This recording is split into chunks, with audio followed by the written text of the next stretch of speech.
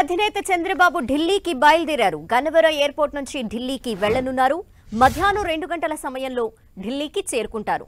సాయంత్రం జరిగే ఎన్డీఏ సమావేశానికి చంద్రబాబు హాజరు కానున్నారు. ఎన్డీఏ ప్రభుత్వ ఏర్పాటుపై ఈ సమావేశంలో చర్చించనున్నారు. ఢిల్లీకి బయలుదేరే ముందు ఎన్డీఏలోనే ఉంటామని చంద్రబాబు స్పష్టం చేశారు. మరోవైపు ముఖ్యమంత్రిగా తన ప్రమాణ స్వీకారానికి ప్రధాని సహా ఢిల్లీ పెద్దల్ని చంద్రబాబు ఆహ్వానించనున్నారు.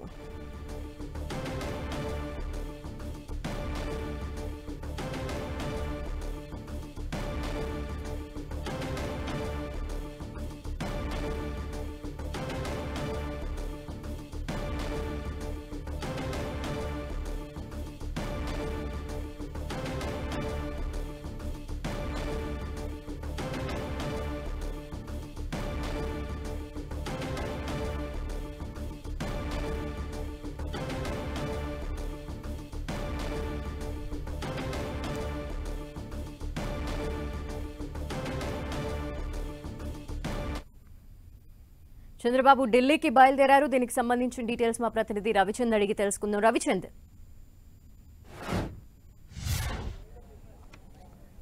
ధనలక్ష్మి, చంద్రబాబు ఢిల్లీకి బయలుదేరి వెళ్లారు. కొద్దిసేపటి క్రితమే జనసేన అధినేత పవన్ కళ్యాణ్ కూడా ఏదైతే గన్నవరం ఎయిర్పోర్ట్ చేరుకున్నారో వీరిరువురు కూడా ఢిల్లీకి బయలుదేరి వెళ్లారు. ఈ మధ్యాహ్నం ఈ సాయంత్రానికి ఎన్డీఏ సమావేశం ఉంది. నిన్న సార్వత్రిక ఎన్నికల ఫలితాల నేపథ్యంలో ఎన్డీఏ కీలక సమావేశం జరగబోతుంది. బీజేపీ అగ్రనేతలు ప్రధాని నరేంద్ర మోడీ, అదేవిధంగా అమిత్ షా, నడ్డా తదితర నేతలంతా కూడా ఈ సమావేశానికి హాజరవుతారు. ఎవరైతే ఎన్డీఏ పక్షాలు ఉన్నాయో కూడా అందరూ కూడా ఎన్డీఏ సమావేశానికి హాజరవుతారు.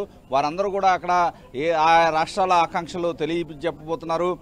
ఏదైతే ఫలితాలపై రివ్యూ కూడా నిర్వహించబోతున్నారు. ఆంధ్రప్రదేశ్లో కూటమి ఏదైతే టీడీపీ, బీజేపీ, జనసేన కూటమి అప్రహితత విజయాన్ని సాధించింది. ఈ నేపథ్యంలో విజయం సాధించిన పట్ల కొంత రివ్యూ కూడా చేసుకుంటారు. ఫలితాలు ఎలా వచ్చినాయి, ఏ అంశాలు దోహదం చేసిన తదితర అంశాల గురించి కూడా ఎన్డీఏ పక్షాల సమావేశంలో ఒక రివ్యూ జరుగుతుంది. అదేవిధంగా ఏదైతే నెక్స్ట్ ప్రభుత్వం, రాబోయే ప్రభుత్వం ఎలా ఉండాలి, ఎన్డీఏ పక్షాలన్నీ కూడా ప్రధాని నరేంద్ర మోడీని నేతగా ఎన్నుకోబోతున్నారు. ఇవన్నీ కూడా ఏదైతే ఈ రిపోర్ట్ మొత్తం కూడా ఏదైతే రాష్ట్రపతికి అందజేయబోతారో ఆ తర్వాత కేంద్రంలో కొత్త ప్రభుత్వం నరేంద్ర మోడీ నాయకత్వంలో ఏర్పడబోతుంది. ఆ ప్రాసెస్లో భాగంగా ఎన్డీఏ సమావేశాన్ని ఏర్పాటు చేశారు. చంద్రబాబు కొద్దిసేపటి క్రితమే ఆ సమావేశంలో హాజరయ్యేందుకు బయలుదేరి వెళ్లారు. అదేవిధంగా ఆంధ్రప్రదేశ్ నుంచి కూడా టీడీపీ చూసుకుంటే కనుక 17 పార్లమెంటు స్థానాల్లో పోటీ చేసి లోక్సభ స్థానాల్లో ఒక స్థానాన్ని మాత్రమే కోల్పోయి 16లో విజయం సాధించింది. అదేవిధంగా ఇక్కడి నుంచి బీజేపీ కూడా 3 స్థానాల్లో విజయం సాధించింది. జనసేన 2 స్థానాల్లో విజయం సాధించింది. ఈ నేపథ్యంలో ఆంధ్రప్రదేశ్ నుంచి అత్యధిక సంఖ్యలో ఎన్డీఏ ఎంపీలు అయితే ఇక్కడ ఉన్నారని చెప్పుకోవచ్చు. ఇప్పుడు చూస్తే ఎన్డీఏలో టీడీపీ 2వ అతిపెద్ద పార్టీగా ఉంది. ఇప్పుడు వరకు ఏదైతే బీజేపీ అతిపెద్ద పార్టీ ఎన్డీఏలో, 2వ పార్టీ 16 మంది ఎంపీలతో టీడీపీ ఉంది. 3వ పార్టీగా జేడీయూ తదితర పార్టీలు 12 మంది ఎంపీలతో ఉన్నాయి. తర్వాత అన్ని కూడా చిన్న పార్టీలు ఉన్న పరిస్థితి ఉంది. ఈ నేపథ్యంలో ఈసారి ఈ ఎన్డీఏలో టీడీపీ కీలక పాత్ర పోషించబోతుంది. గతంలో 1999లో వాజ్పేయి హయాంలో కూడా చంద్రబాబు ఎన్డీఏ కన్వీనర్గా పనిచేశారు. అప్పుడు కీలక పాత్ర పోషించారు.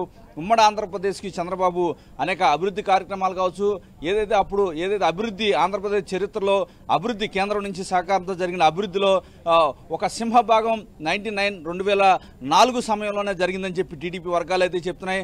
అదే స్థాయిలో మరొక ఆ అవకాశమే మనకి దక్కబోతుందని చెప్పి టీడీపీ నేతలు ఆశాభావం వ్యక్తం చేస్తున్నారు. టీడీపీ అధినేత చంద్రబాబు ఢిల్లీ వెళ్లిన తర్వాత ప్రధాని నరేంద్ర మోడీ, అదేవిధంగా అమిత్ షా, నడ్డా తదితర నేతలతో మాట్లాడే అవకాశం ఉంటుంది.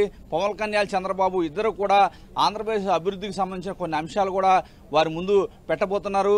ఏదైతే ఆంధ్రప్రదేశ్కు సంబంధించి పోలవరం కావచ్చు, అమరావతి రాజధాని విషయం కావచ్చు, అదేవిధంగా విశాఖ ఉక్కు, విభజన సమస్యలు అనేక ఉన్నాయి. ఈ అంశాల గురించి ప్రధానంగా వారితో మాట్లాడబోతున్నారు. ఎందుకంటే ఏదైతే ఈ కూటమిని ఆంధ్రప్రదేశ్ ప్రజలు విశ్వసించారు, ఎప్పుడూ లేని విధంగా చరిత్రలో ఎప్పుడూ లేని విధంగా ఆంధ్రాలో కావచ్చు, తెలంగాణలో కాదు, ఈ స్థాయి విక్టరీ ఎవరికి రాలేదని చెప్పి టీడీపీ వర్గాలు చెబుతున్నారు. అందువల్ల ప్రజలు తమపై పెట్టుకున్న నమ్మకాన్ని వమ్ము చేయకుండా దానికి తగ్గట్టు పనిచేయాలని చెప్పి వీరు తీర్మానించుకున్నారు. అందుకే ఏ అంశాలను ప్రధానంగా ముందు వరుసలో పెట్టుకోవాలి, ప్రధాన అంశాలు ఏం తీసుకోవాలి ఎన్డీఏ అనేది ఒక చర్చ జరుగుతుంది. దీనిలో భాగంగా పోలవరం అంశం చాలా ప్రధానంగా ఆంధ్రప్రదేశ్ ప్రజల జీవనాడైనటువంటి పోలవరాన్ని ప్రధానంగా వీరు చెప్తున్నారు. ఎందుకంటే 2014లో కూడా టీడీపీ అధినేత చంద్రబాబు ఆనాడు ఏదైతే బీజేపీతో కలిసి ఎన్నికలు వెళ్ళారో అప్పుడు కూడా ప్రధాని నరేంద్ర మోడీతో మాట్లాడి ముఖ్యమంత్రిగా ప్రమాణ స్వీకారం చేయక ముందే చంద్రబాబు ప్రధానితో మాట్లాడి ముంపు మండలాలని ఆంధ్రప్రదేశ్లో తీసుకున్నారు. ఎందుకంటే ఆ మండలాలను తీసుకోకపోతే కనుక పోలవరం ప్రాజెక్టు ముందుకు వెళ్ళే అవకాశం లేదు.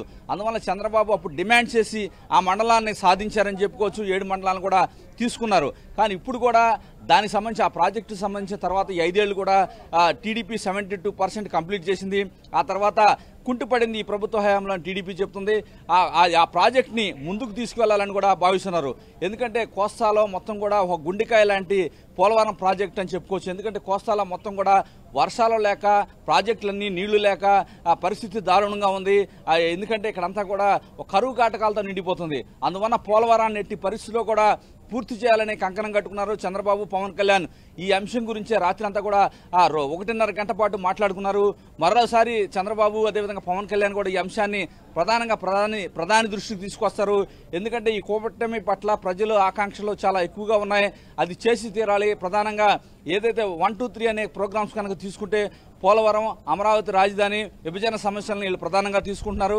ఇవన్నీ కూడా వీరు కూటమి ద్వారా కనుక వీలైనంత తొందరలోనే కంప్లీట్ చేయగలిగితే ప్రజల విశ్వాసాన్ని చూరకుంటామని చెప్పి టీడీపీ అధినేత ఆలోచనగా ఉంది. అందువల్లనే పవన్ కళ్యాణ్తో మాట్లాడుతున్నారు. ఏదేమైనా ఇదే మొదటిసారి, ఎందుకంటే ఎన్నికలు అయినాయి, నిన్నే ఫలితాలు వచ్చాయి. మొదటిసారి చంద్రబాబు కూడా విలేకరుల సమావేశంలో మాట్లాడారు. ఢిల్లీ వెళ్ళారు. ఢిల్లీ వెళ్ళి ప్రధానమంత్రితో కొంత అవకాశం ఉంటుంది, ప్రత్యేకంగా మాట్లాడే అవకాశం. అప్పుడు మాట్లాడతారు. ఒకవేళ తన ప్రమాణ స్వీకారానికి సంబంధించి కూడా ఒక క్లారిటీ కూడా ఆ సమయంలోనే వచ్చే అవకాశం ఉంది.